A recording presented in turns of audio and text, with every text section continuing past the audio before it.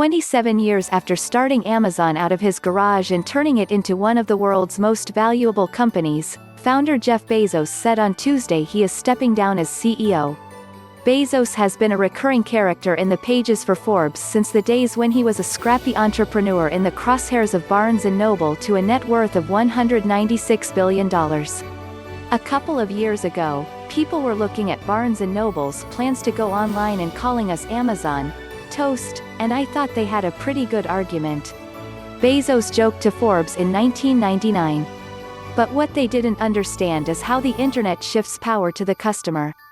Here's a retrospective, in photos, of his path to becoming the world's richest person. Below is a look back at the pivotal moments from his tenure, which set the course for the company and forever reshaped the retail industry.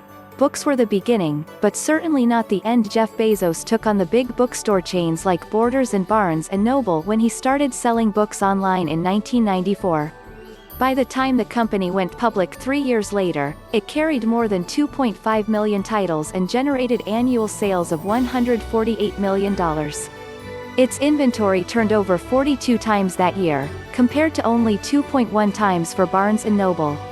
Amazon.com cannot exist in the physical world, Bezos told Forbes in 1996, the first year that the company appeared in the publication. No metropolitan area could support a million-title bookstore. Plus, Bezos didn't have any intention at stopping there. By 1998, Amazon had begun expanding its offering to include all sorts of things, like CDs, DVDs, clothing, toys and office products.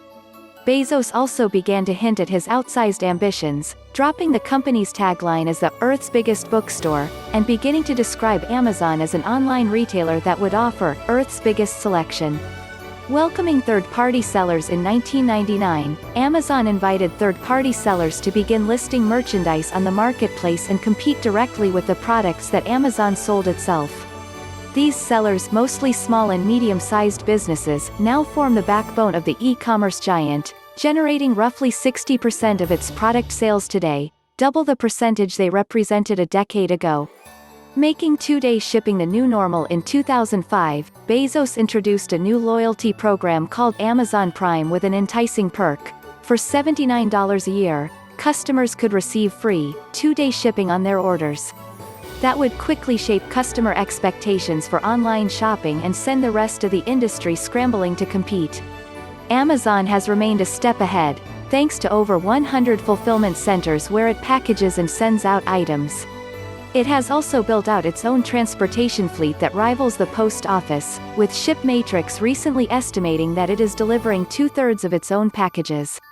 In 2019, it said it would invest further to bring one-day shipping to its Prime members.